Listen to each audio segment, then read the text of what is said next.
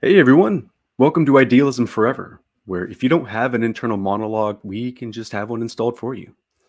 So today is an interesting episode. I'm going to be addressing some comments that were made by Jordan Peterson and Donald Hoffman. And some fellow idealists that I know were a little disturbed by this because, like, wait, is this some friendly fire against a fellow idealist? Donald Hoffman, if you don't know, he is a very well known idealist. He makes a lot of arguments using Darwinian evolution and stuff involving physics and all that to argue for idealism. And then of course there's Jordan Peterson, which I think needs no introduction. So they had a discussion recently, like what, 2 weeks ago I think the video was published or something like that. And so there are some things that they said that I agree with and disagree with. There's a bit of both here tonight. And what's interesting is I really like that Jordan Peterson is talking to idealists. I think this is a good thing because it's idealism reaching out into the mainstream even more. So I applaud Donald Hoffman for having this discussion with Peterson, and I as well applaud Peterson for having this discussion. But I guess on that note, we'll just get into the discussion. We'll see what they have to say. And I got a couple of timestamps here, so we don't got to watch the whole thing, of course, but here we go. So he's going to make some statements about Darwinian evolution and what him and his colleagues believe. There's a bit of a difference. So let's see what they have to say. Most Darwinian scholars would agree that evolution shapes sensory systems to guide adaptive behavior, that is, to keep organisms alive long enough to reproduce. But many also believe that in addition, evolution shapes us to see reality as it is, or at least some aspects of reality that we need for survival. Okay, yeah. So he notes that there are those who believe that evolution has developed us in a way so that we really do see reality the way it really is. And then there's those like him who think that it only gave us enough to survive and reproduce. So the important assumption I think to identify here is both positions hold this assumption that sensory systems, as they call it, are developed, they're shaped by evolution. So they're both thinking that. So I want to make that note because I think there's some tension there between something that's said right over here. So if you go just a little bit ahead, just a couple seconds, perfect. To my surprise, when we actually started studying this, there came up principles that made me realize that the chance that we see reality as it is on Darwinian principles is essentially zero. No, well, hold on. Let me hear what Peter has to say real quick. And that was a stunning why zero? result for me. Why zero is a very low number. So he's right. It is a very low number. But so he's making this claim that, well, the chances that we see the real world the way it really is actually zero based on this experiment that he did, whatever. But here's the thing.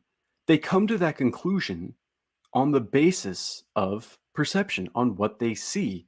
So there's something self-defeating going on here. If you're saying that, well, I've come to this belief in Darwinian evolution on the basis of observation, I believe this is real because of my scientific findings and what I can see and all that, and you think it's really, really real, so real that it's actually shaping, you think it's more fundamental, it's guiding your senses in many ways, okay? So if you think that's the case, but then you want to say that, okay, well, actually what I'm seeing isn't real. Do you see the tension there? Do you see the inconsistency there? How there's those two don't quite fit so well together. It's like you're sitting on a branch on a tree and you're sawing off that branch while you're sitting on it. If what you're seeing isn't actually real, or there's no homology, as they'll get into here with the fundamental reality of the real world, quote unquote, then why would you believe there is such a thing as Darwinian evolution? Why would you think it shapes your senses? Why would you have this assumption that, well, this is so important that I need to take this into consideration as to whether I actually see the real world at all? I mean, why would you then resort to something that you think isn't even real, or is at least not trustworthy? And this reminds me of a maxim that was said by F.H. Bradley. if you don't know who F.H. Bradley is, he's a legendary, iconic idealist, a British idealist. And I don't know exactly where this maxim comes from, but a fellow idealist whose name I'm forgetting at the moment here, he cited Bradley as having this maxim here. Is the truth of this theory consistent with the fact that I know it to be true? If it isn't, that's a red flag to those like Bradley. And I think it was A.E. Taylor who cited Bradley for that. So if your theory leads you to this idea that, well, you wouldn't actually know the theory is true, that doesn't necessarily mean the theory is false, but that does mean it's self-undermining. It's self-stultifying. There's a problem there. And that's a problem that needs to be addressed. And so I think that basically the theory of perception that Hoffman is getting at here is you're not going to be able to support it with scientific arguments. You're not going to be able to support it with what we call a posteriori arguments. A posteriori arguments. You're going to need an a priori argument. So an a priori argument uses these first principles. You just use deductive reasoning and you go from there, these axioms, and you go there. But to use a posteriori arguments, you rely on experience. But if experience cannot be relied upon, then the argument, it just doesn't work. So I think that this is a big issue that he needs to address. Okay, so we'll go to the next timestamp here because I can actually say a lot more about that, but we'll let him flesh it out a bit more, and then that'll also get out more of my ideas here. When we conclude that evolution shapes us not to see reality as it is, then the question is, well, what is it shaping our sensory systems to give us? Mm-hmm. As well as what is reality, right? That question also comes up. Yeah. Absolutely. And so the way I like to think about it is that evolution shapes sensory systems to serve as a user interface. Mm-hmm. Mm-hmm. So like the desktop on your computer, for example. So when you're actually working on a computer, you're in this metaphor, what you're literally doing is toggling millions of voltages in a computer, in circuits. And you're having to toggle them in very specific patterns, millions of them in exactly the right pattern. Well, if you had to do that by hand, if you had to deal with that reality and interface with that reality, one voltage and get it well, it'd take you forever and you probably wouldn't get it right. And you wouldn't be able to write your email or Okay, so he's using this analogy, and he does stress that it's a metaphor, but he's saying that reality and our perceptions of it is like, think of the fundamental reality as the hardware, and then your perceptions as this software. And he's saying that what you're calling space-time and all these things in your perceptions is just the software, and the fundamental reality is this hardware that you really can't access via software. So no amount of digging in the software is going to show you the voltages and all that stuff going on. And this is a very dualistic way of thinking about things. And I actually don't like this. I disagree with it. I think just like how there are metaphysical problems with a sort of metaphysical dualism, there's going to be epistemological problems with this sort of epistemological dualism that's being presented here. And I think it sounds, he is just using a metaphor, but still, like even his metaphysics, it sounds very dualistic. But he might want to correct that by saying, well, it's just a matter of, well, there's fundamental reality and then the derivative reality. And it's the derivative reality that you're sort of stuck in and you can't really get at the fundamental reality. Okay, so if he wants to hold a position like that, that's one thing. But I think if he wants to have idealism, there's going to be some tension there, because then how would you know about the fundamental nature of reality? You certainly couldn't know it through the headset, as he calls it, through perceptions. So it's just like, how would you even support your idealism in that sense? Unless you're using just a priori arguments. And if that's the case, then you wouldn't need all this Darwinian evolution stuff like that. And so I don't know. But watch, just like I said before, just like how substance dualism has an interaction problem, he's going to note implicitly that his epistemological dualism has a kind of epistemological interaction problem. Let's hear him.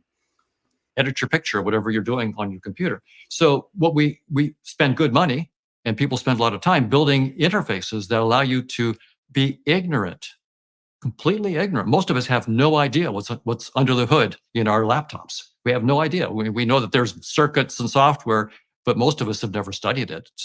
And yet we're able to very swiftly and expertly edit our images and send texts and emails and so forth without having any clue, literally no clue, what's under the hood. What's the reality that we're actually toggling?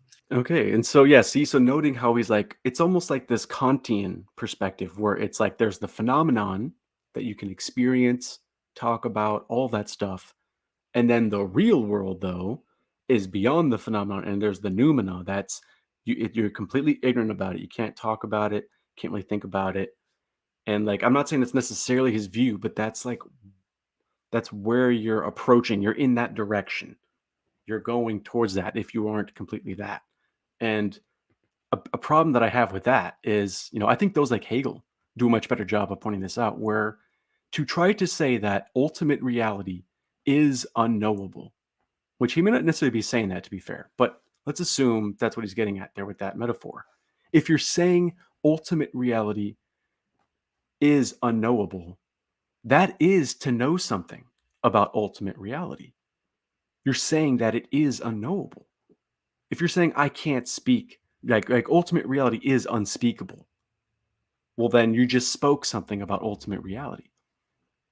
So what Hegel and his followers have produced in this line of thinking is that there are these sort of reductio arguments we can give, where if you're trying to go in this skepticism, you're trying to go this far with it and saying that, well, you can't really know, it's unknowable, it's beyond you and all that stuff, you're actually going beyond what you yourself can know about. And you're just sort of sawing off the branch you sit on here. So I don't like this skepticism that's implicit in this very dualistic way of talking about it. Because again, to interface, let me look this up really quick here. So to interface is a point where two systems, subjects, organizations meet and interact. But you see, I don't think there are two systems. I don't think you need to interface. I see no need for an interface. It's all one. There aren't two things that we need to put back together. There's just one thing. There's just one reality, which is consciousness. And so coming up next here, Jordan Peterson has some pretty good questions that he's going to ask here. And I have some disagreements to say with him as well. But I'm going to start with some agreement here on him. Or at least it's not even agreement. I just think he's asking a good question. So let's let him explain himself here.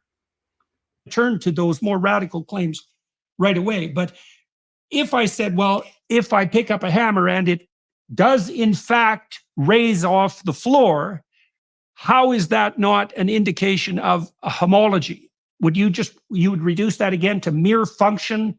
Like it's merely the case that it worked, and that's not demonstration of anything beyond. The thing is, it worked. That's the thing, is that's why I can't shake the notion of some homology. Well, and so real quick, what he means by homology is that a homology means there's a state of having the same or similar relation. And so, or the same structure, relative position, all of that. So what Peterson is saying is that, like, well, there's what I perceive, such as being able to pick up a hammer and all that stuff. And he's saying that, well, there seems to be some sort of homology, some sort of mirroring going on with what's really real, because it all seems to work. It doesn't seem to just be some useful fiction that we've just made up. It seems like there's some sort of correspondence to something that's really there. And, the fact that there is this structure seems to suggest there really is, some sort of similarity going on there. And I am inclined to agree with that to an extent, because I'm more of a direct realist. Like I said, I don't see any need for an interface or anything like that. I think perception is reality in certain ways, basically, to make it simple. Experience is reality. So I see it, much differently than what Hoffman sees it. But let's see Hoffman's answer. I'm going to go ahead and skip ahead a little bit, because that's where I think he gets a little bit more direct in his answer to Peterson here. For anything that you can see in the symbol on the screen and the file itself, it's just a useful symbol without homology, but there is a causal connection between the Yeah. voltages. But Okay, no so- Okay, so remember, and he said this earlier. I didn't show you in a timestamp before, but he said this a few times now where he says, yes, while there's, of course, like, there's what you perceive and there's reality and there's some sort of connection there. He's saying that what it is mainly a causal connection. So even though what you're perceiving right now is radically different from the way or could be radically different from the way the world really is, he's trying to answer Peterson's inquiry by saying, well, it's just because there's a causal connection, which could, which I understand what he's getting at there. That makes sense. But I think Peterson probes him a bit more on something, and I noticed something that's a little subtle. Let's see this real quick. homology. So then what do you, so let maybe we can go down that route. Sure. See, now hold on a second. I'm not trying to pick on Donald Hoffman, but I'm just, I'm being an investigator here. I'm just looking, and that seemed to bother Hoffman when he asked that. Maybe he's just annoyed. Maybe Peterson's made him repeat this too much. Maybe that's why he's like, ugh. But take a look at this really quick. Hold on. Look how he moves real quick. Look at Donald. Just look at Hoffman for a bit. So then what do you, so let maybe we can go down that route. Sure. I guess See, it almost seems like he rolled his eyes a bit. He kind of put his head to the side there and was like, oh, sure. And I mean, look at his face. That he seems like he's not happy to go down this road. Again, not trying to pick on him or be mean. I'm bringing this up because I'm wondering, either he could just be annoyed by Peterson, perhaps, and that's why he's just saying it too much. Whatever, nothing to see here. But maybe he doesn't like being probed on this, because I think he gives kind of a strange answer to this question here. Because Peterson asks a good question. I'm then unclear about what you mean. What exactly do you mean by causal then? Right. So that's already sort of smuggling in a space-time kind of analogy, right? Right. What? I don't know. Maybe I'm missing something, bros. But he says something about like a space-time analogy, and there was no analogy there. There was no space-time analogy. He just asked him a question. What is causal? What do you mean by causal? And Hoffman responds by saying, well, that's like presupposing a space-time sort of analogy there. Maybe he just misunderstood the question. I don't know, but that's not what happened. He didn't give any analogy. He just asked a question about what's causal. And we didn't really get an answer to that. And Peterson, he's insightful. He's a clinical guy. He's had patients and all that stuff. So maybe he's noticing, maybe he noticed that Hoffman was getting a little annoyed, maybe, or something. I don't know, because he kind of just let him off the hook there. He just goes, "Oh yeah, right, sure." He says, "Yeah, it was just another space-time metaphor, or whatever." But that's not what happened. I think even Peterson knows that. So maybe Peterson was being polite, or maybe Hoffman just misheard something. I don't know. I'm not trying to be mean or like pick on anybody. I'm just like, I'm noticing this conversation. I can't help but notice it. So let's see what's said next. Right. Exactly. So I'll just say that there is a mathematical connection, that maybe not causal, but there's some kind of mathematical connection. But the mathematics need not be a kind of mathematics that preserves structure. I don't know. So he kind of backtracked a little bit there. He's like, well, before he said a few times that, like, yeah, well, there's a causal connection, but now he's saying, well, maybe there's not a causal connection. There's more of a mathematical connection. So I don't know why he backed away from that. Maybe he didn't want. Is there something about causal connections? Is he not as confident in that position? Is there something about that maybe it's like it's not a good, like it's not as reinforced? I don't know. Maybe it's just on the fly. Maybe he's just on the fly, and so he can't answer it or something. But yeah, he sort of walked that back a bit. First it was about a causal connection. Well, now it's mainly just a mathematical connection, and I'm having a hard time understanding what that means. I don't quite know what that means. I don't know how that answers Peterson's connection all that well. Maybe the high IQ commenter can explain that to me. But anyway, so that's what Hoffman had to say to that. And I know Peterson just kind of lets him off the hook after that. He doesn't keep probing him on that, and they just move on. So I would like to hear more about that from Donald Hoffman, a bit more about the causal connection, about what is causal, and stuff like that. So let's see what else they have to say. Imagine something outside of it. But science is good enough to recognize that space-time is just a headset. So now we're free using mathematics to ask what kind of structures could we posit beyond space-time. And in my case, I'm trying to also deal with the mind-body problem. How is consciousness related to what we call the physical world? So I've decided to try to get a mathematical model of consciousness. Now, of course, and here's something I've asked before.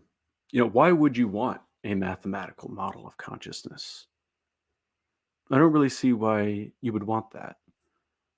And I don't know if I let him finish saying this other part here. Actually, hold on. Give me 1 second.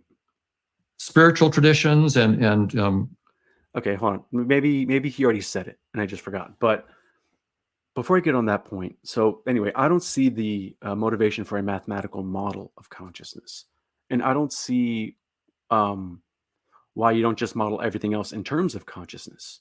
You don't need to have a model of it as if it's something that needs to be explained. Consciousness is what's doing the explaining. So it is what's fundamental in his own perspective. So I don't see why you would need to model it unless he's trying to talk about something else, like some other process of consciousness or something like that. But and at one point he implies that, well, I want to have this because it's rigorous. I want to have a rigorous view and stick with the evidence that we have right now. And when he said that, when he talked about how this mathematical formalized theory of consciousness is what's rigorous, it triggered this memory that I had with another researcher named Joshca Bach. If you are familiar with Joshca Bach, he's an AI researcher, he's a scientist, and I had a little bit of an interaction with him on Twitter once. And I'm bringing this up because I think this has something to do with why Hoffman is going so mathematical, why he wants to insist so much on science. So I'll just read some of this real quick. Joshca Bach says, a problem with idealist theories of consciousness is that they usually either cannot be formalized or their formalizations turn out to be equivalent to non-idealist theories of consciousness. Pointing at intuitions does not work because intuitions are unexamined ideas. I respond by saying, if idealism cannot be formalized, it's because idealism is a metaphysical thesis, not a scientific theory or a mathematical formula. Idealism cannot be reduced to structure or form because it is describing the nature of reality, not structure and dynamics. And so here's the main part that I want to bring up here. That's just context. He says, why do you think it's impossible to specify metaphysical frameworks rigorously? So he sort of implies that, well, having it formalized and all that stuff, that's what makes it rigorous. But then he kind of walks it back a little bit too. He says, well, in my opinion, formalization simply means that you define all your terms so narrowly that others can fully understand what you mean. Maybe that's what he means by that. I'm not saying he doesn't believe that. But normally when you talk about formalized, you're talking about like an equation, something like that, right? Like you have these very precise terms and you have it all, in an elegant formula, basically, just to have it all simplified in there together.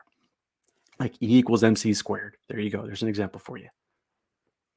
So I respond by saying, I don't think it's impossible to specify metaphysical frameworks rigorously, if that's what he means by it. I just don't hold metaphysical theses to the same standards as scientific theories. If formalizing simply means defining terms that we can understand, then whatever, it can be formalized. So he gives one more response here. He says, why do you think that you don't have to hold your metaphysics to a high standard? And that's just weird, right? So it's like, again, there's like this idea that you're not being rigorous. You're not holding it to a high standard if you're not formalizing it. And I keep having to remind him of the difference between physics and metaphysics. I said, I didn't say I don't have to hold my metaphysics to a high standard. I'm saying we have to hold metaphysical theses to metaphysical standards, not scientific standards. Metaphysics and science are two different fields of study with two different standards. So, and what I mean by that is that, science studies structure in behavior, the dynamics of what we observe, and it's metaphysics that identifies the nature of reality, That's what talks about what is real, what it means to be real, all that sort of stuff. So there's this implicit idea that, well, if you're not being scientific and mathematical, you're not being rigorous. And I think those like Hoffman have sort of fallen for that in a way. Like they've fallen into that belief along with, because he's very scientific. He has a background in science. So I'm sure that's just the culture. That's just the way of the field, that you got to be rigorous. You got to be mathematical. But we're talking about metaphysics here. Okay, consciousness, especially if we're talking about it as what is, fundamental to reality itself. Well, that's when you need to get into metaphysics. You don't need to worry about mathematics at that point. Math is great and all, but it's like, it's metaphysics you need, not mathematics. And so true rigor is really going to come from a very systematized metaphysical framework. That's what I think. That if you want to be really rigorous, that's what you need. You need to get into metaphysics. And so let's see here. There was another comment, I guess, that he was going to make about that, but I feel like I already made my point. So Jordan Peterson has this other question for him right here. 5834. Okay, let's press play. To concern me. And so, we start to get into a discussion about what constitutes reality itself. If this is just a projection, what in principle would be real? Right. So on this theory, then consciousness is the fundamental reality, and the conscious experiences that observers have is the fundamental reality. No, based. I like it. I like that answer. I agree. That's what I would say. What is fundamentally real? Peterson asks. Well, the idealist rightfully says it's consciousness. And he even threw in there, there's also the conscious experiences of these agents, of the subjects.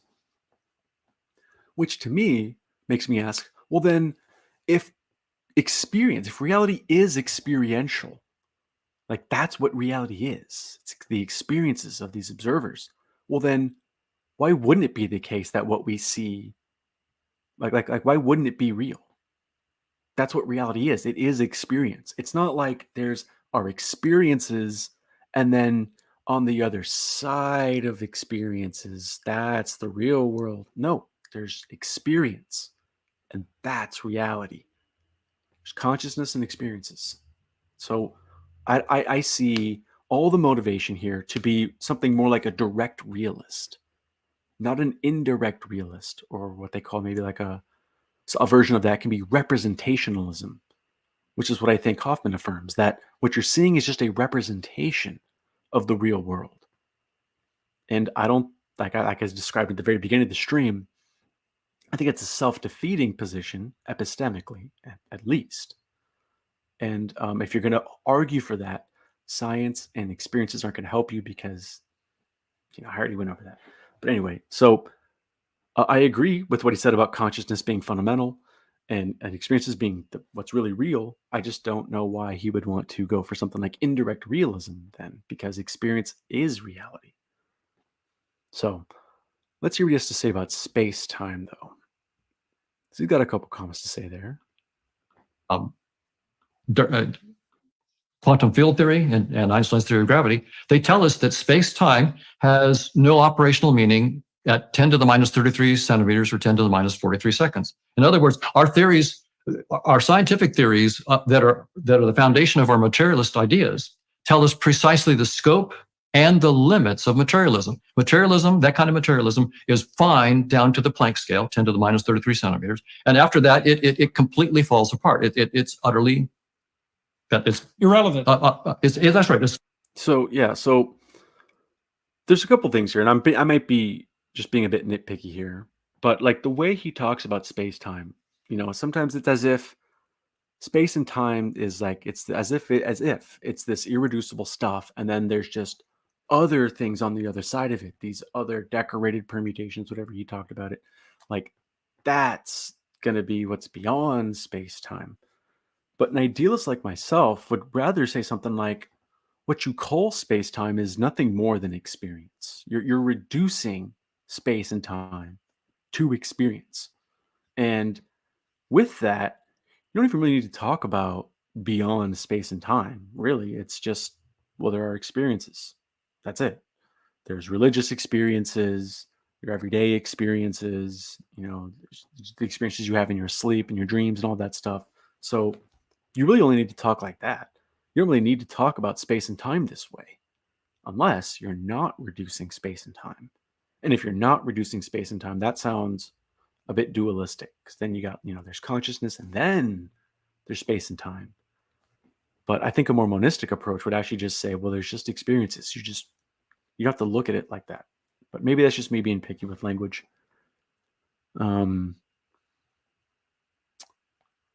So I guess that's all I got to say about in regard to space and time. I think there was one other thing I was going to say about that. Let me go back a second here. Precisely the scope and the limits of materialism. Materialism. Oh, yeah. So we said something about how, materialism is just fine up until you get to a certain scale. And personally, I don't want to give them that much room. I don't want to say, oh, yeah, well, the materialism is just fine until you get to the quantum, the Planck scale. No, I don't think materialism even gets off the ground. I don't think they even have a coherent conception of what it means to be physical. I don't think they have any proof that anything is physical. And there's no real motivation for it. They try to have these monistic motivations, but if you're an idealist, I mean, or at least if idealism is on the table, they can also pull on those same monistic intuitions. So,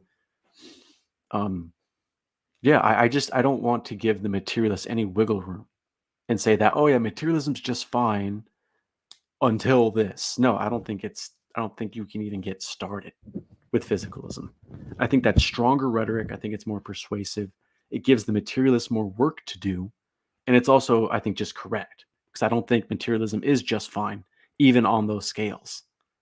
It doesn't need, especially if you want to talk about consciousness. So many people want to talk about how physics totally leaves out what it is like to be the subject. So I'm sure even those like Chalmers would say, even at that level, no, maybe physics, if that's your total description of reality, it's not going to be good. So let's not give the materialists too much wiggle room, folks. Okay, so this is where I may express some of my disagreements with Peterson a bit here, because he does have a point to make here. He tries to give an argument, or at least a question, against holding consciousness as fundamental. So let's hear what he has to say. So how do you reconcile the notion that consciousness is primary? And I want to make sure I'm not misreading what you're saying, that consciousness is primary, but consciousness operates in the world with these projections. See, because this is the thing I grapple with, is that if survival itself is dependent on the utilization of a scheme of pragmatic projections, in what sense can we say that reality is something other than that? Because, see, this is something that Peterson and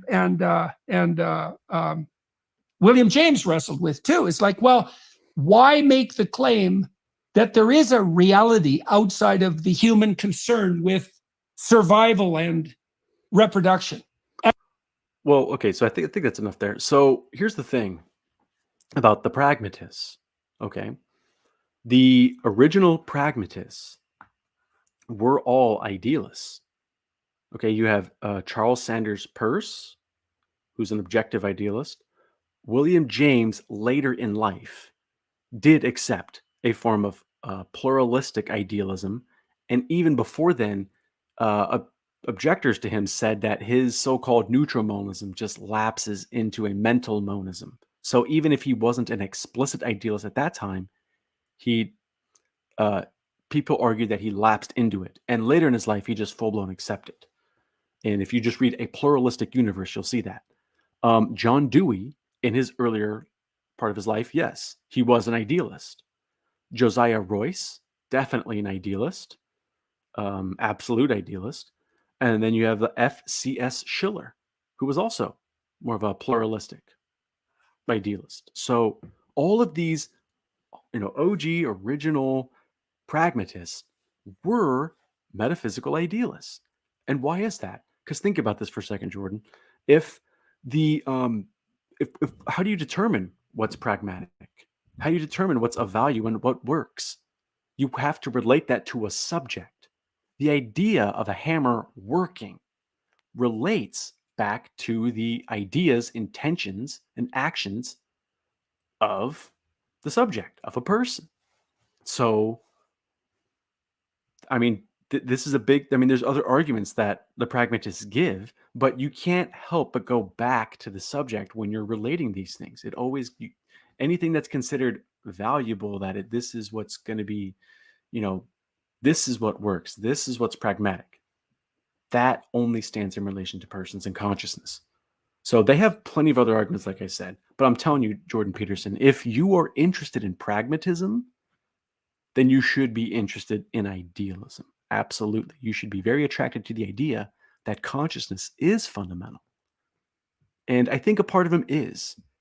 I don't know if he believes in God, but he seems to have expressed some interest in theism.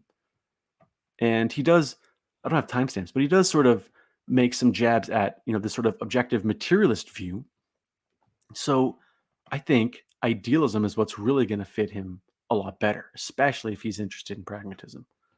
So let's see what Hoffman's answer to that is. So Jordan Peterson just sort of gave this challenge. Well, if consciousness is fundamental, well then how could you say it's anything more than these sort of pragmatic projections and so on? Should be like right about here. To what?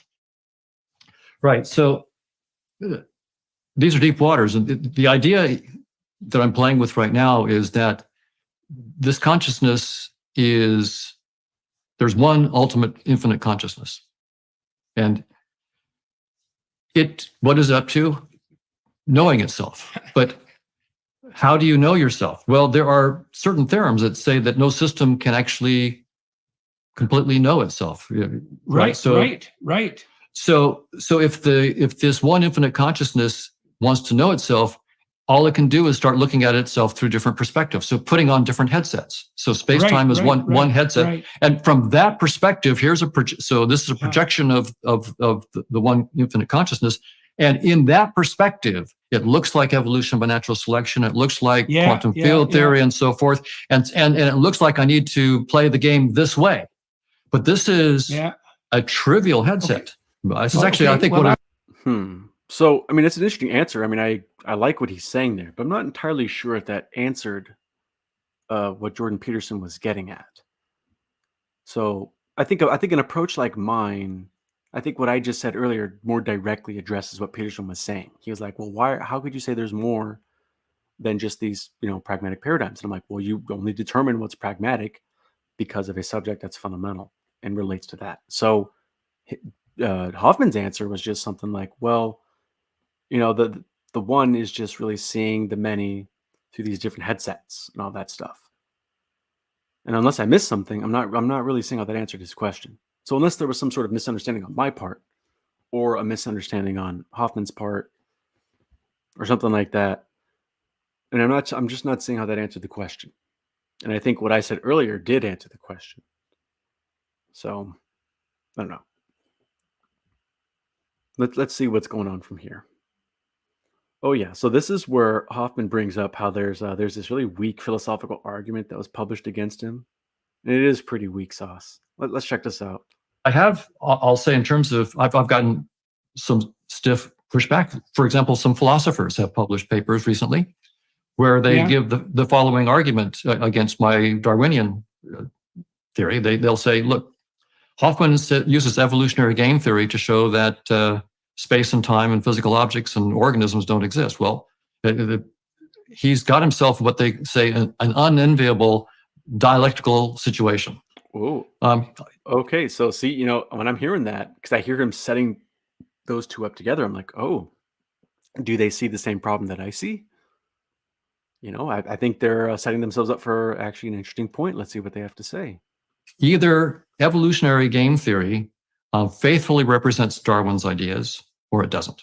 They say, okay. So if it doesn't, then he can't use it to say that the organisms and resources are not fundamental in space-time. And if it does faithfully represent Darwin's ideas, well, Darwin's ideas are that space-time is fundamental in their organisms and resources. So that's so weak. So it's like either you you like agree with like Darwin's materialistic view, or aha, you're not being faithful to Darwin's theory. It's like if that's really what the argument was that the philosophers were presenting against Hoffman, that's a very weak argument against Hoffman. Now, there's much better arguments you can give against Hoffman, like I brought up before, about his theories of perception and all of that. So, um, I don't know, man. That's very weak. I thought they were going to say something like, "Well, look, if you're saying that space and time is not real, then how can you affirm this theory which affirms space and time is real?" I thought they're going to point out like some sort of contradiction there, which would be a much better point. I'd be much stronger. But then they just did this really weak, are you faithful to Darwin? It's like, oh, whatever. I'm disappointed in you guys. So I know you could do better than that. You're philosophers. So let's see here. 1, 2, 3, 55 would be the next one, where he's going to talk about theories of everything, at least in the context of science, I believe. Be very much like a vindication of the fundamental claim of the pragmatists, which is that we accept something as true without noticing that what we mean is true in a time frame with certain implications for instantiation. It's something like that. And so true is a lot more like, does the bridge stand up when 100 cars go across it? It's not some final, comprehensive, all-encompassing definition of the truth for all time. And you've already made the case that it can't be, because that truth is an ever-receding goal. It's always bounded. Okay, so when I came across that... So in terms of science, I see what they're saying, right? That, science is not going to be the whole picture, especially since its scope is deliberately limited. But if we're talking about metaphysics, which I know that's partly what Hoffman talks about, because he says things like, well, consciousness is what's fundamental, and that reality really is just these, conscious experiences. So if we can say that, then we can actually have a comprehensive, all-encompassing view about what reality is that does stand for all time. We don't have to limit it to what's pragmatic. The pragmatists were interested in what's pragmatic. They were themselves idealists, like I said. So you can have that pragmatism and still say that, well, really, there's nothing more to reality than consciousness and experiences. And you don't have to worry about, well, that's only true within this limited time frame or something like that, or it's true for now, or it's just the best we got for now. I think you can have very good arguments, as we've gone over before on this channel, that, yeah, reality is consciousness for sure. And you don't have to parse that out or anything. So, yeah, and again, in terms of science, I get their point, but we're talking about metaphysics, not physics. And so Hoffman has something else to say here. Well, he just kind of agrees. I was going to go to the next timestamp. You know what? It's actually kind of unnecessary. Hoffman just agrees that, yeah, there really isn't this sort of theory of everything.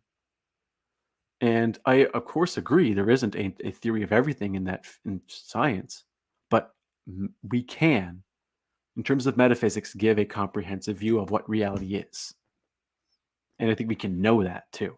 And like I've argued before earlier in the stream, I think it's self-defeating to say that we can't. So I guess that's what I got to say there. I guess there's really only one more timestamp here to go over. We got 1:31:12. Just a little bit there. Perfect. And in fact, I would say this: neurons do not even exist when they're not perceived. Oh, based. Neurons cause none of our behavior, and yet I'm a cognitive neuroscientist. Yeah, so that sounds like more of a subjective idealism, like something that George Berkeley would agree. So he said, neurons don't exist when they're not observed. I think that's cool. I don't agree with that. I'm more of an absolute idealist. I don't think things are dependent on observation, at least for human observation. I think there's the absolute perspective that's sort of seeing it all, I guess. So I don't think things are popping in and out of existence when they're not observed. But I don't counter-signal that view because I just think it's cool. I don't know why. Just subjective idealism, just the name subjective idealism. I like it. I'm not one of those, but I just like it. So I just thought that was a very base take by Hoffman to just say that. Yeah, exactly. It doesn't exist when it's not observed. And I kind of wish there were more idealists like that. So I don't know. Anyway, I guess when it comes to the timestamps, that could be just about it. Um, something I guess I don't know why I didn't say this earlier. Jordan Peterson's suit, am I right? I mean, I'm not trying to make fun of him here. It's just like, I mean, that is a very odd suit. He's been wearing these like Batman villain suits lately. I don't know what that's all about. But I know that this suit is like kind of based off of the symbol he has there on his tie. It's like the Jordan Peterson symbol. But it's like hard to not make a comment about that suit. It's a very odd one. And it's got like his signature on it, I guess. That's interesting. I don't know. And then Hoffman's kind of dressed down. He's just sort of in this button up. He looks good. He looks fine. And then we got a guy here saying that he loves the suit. Yeah, I'm not even making fun of it too. I'm not saying it's bad. I'm just like, I don't know. It's definitely interesting. I don't know. That's a new one. But oh man, I don't know if you guys saw this too. I don't think I can play it. But Jordan Peterson came out with a new drinking song as well, something like that, calling out a bunch of the postmodernists or something like that. I don't know. I'm not gonna play it. I don't know if I can, but it's just really funny to see him in that context. It was very strange, in a good way. So anyway, I think Jordan Peterson needs to become who he is. I think he needs to really just embrace idealism. I think he's talking to Hoffman for a reason. He's attracted to this view. And I mean, just read the pragmatists again. I'm sure he has. Just read them again, Jordan. You'll see for yourself. They are idealists. And it just fits like a hand in a glove. They go really well together. It's a very empirical perspective. And so, I don't know. I mean, why not? He gave a kind of a argument earlier against holding the idea of consciousness is fundamental, but that was already addressed, easily addressed, actually. So I really don't see at this point why he wouldn't. So I wish if he's listening or if anybody knows him or anything, encourage him. Tell him to keep exploring down this way. It's actually the final destination. If he keeps going and pulling on these threads, that's what's left, really. So, I guess there's not a whole lot more to address in terms of the video there. So one thing I was going to do actually real quick was I was going to address some comments here. There's a couple things said in the chat. So this dude says, dualism is inevitable. Monism has to be cleaved somewhere.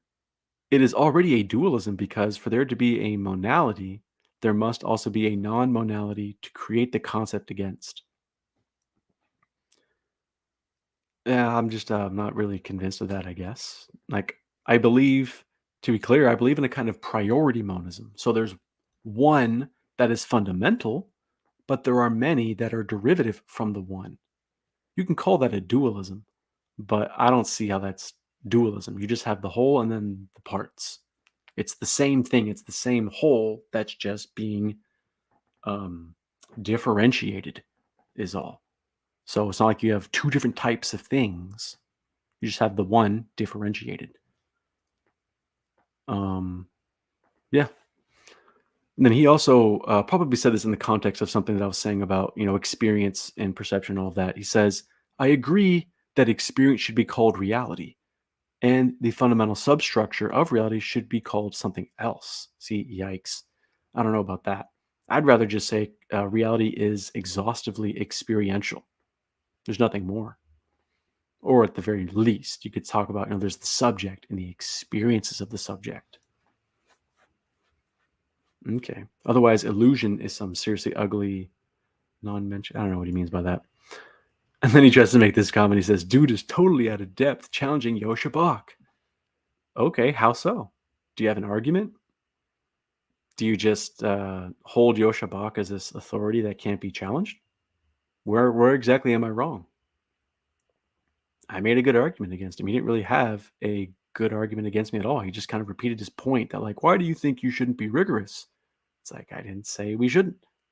I just think that we should understand the difference between physics and metaphysics. And you hold idealism to the standard of metaphysics, not physics.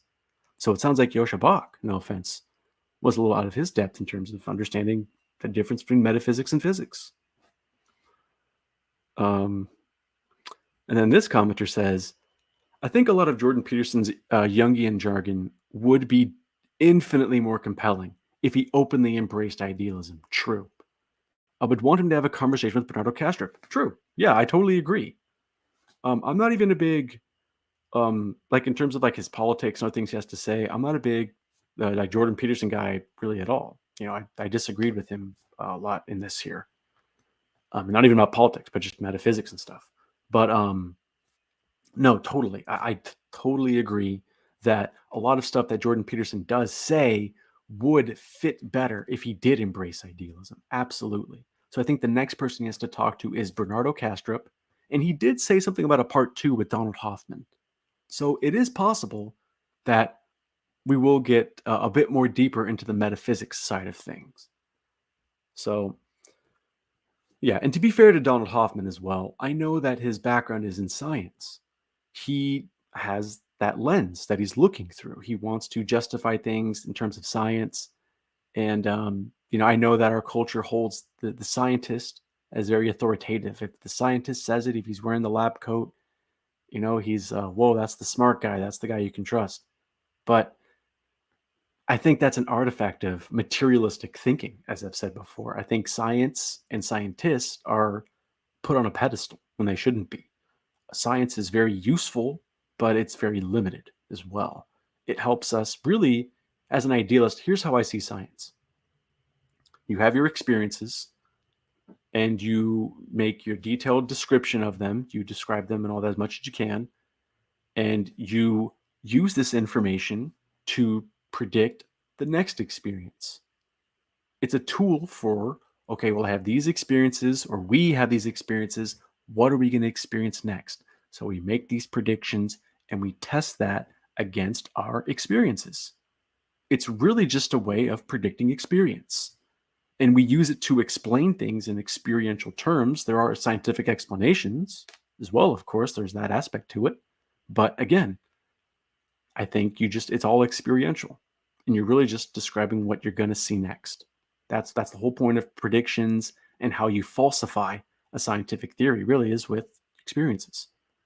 So I think as an idealist, we have very powerful rhetoric to just say, well, I think there's anything more than experience. Remember in the last stream when Sean Carroll was trying to say, well, physics gives us a good understanding of physical reality. Why should I believe there's anything more? We turn the tables on them and say, well, science only describes empirical studies here. Why should I believe there's anything more than the empirical? That's where the idealist can totally pull the rug out from underneath the physicalist. So anyway, I guess those are my points against Hoffman and Jordan Peterson. Again, I like Donald Hoffman. I'm not trying to counter-signal him, even though that's probably what this is going to be perceived as. But I like him. He's cool. But I think there's just too much of a scientific perspective. I think he needs more metaphysics, more philosophy, and he really doesn't need all that science stuff to make the ultimate points he wants to make. So as great as science is, really, like I said before, it's about predicting what we're going to see next. So if you want to know about the ultimate nature of reality, it's not about what we're going to see next. It's about what came before what we're seeing right now. So anyway, I guess that's the show. I guess that's all I have for you guys for now. Next week, I might do another one. I'm not sure. So if you want to keep up, just subscribe to the channel, hit the notification, follow me on Twitter. I usually like to announce when I go next live on there. So all the links are in the description. So go ahead and just follow me if you want to see what's going on next. And yeah, I'll see you guys next time. Thanks for watching. Peace.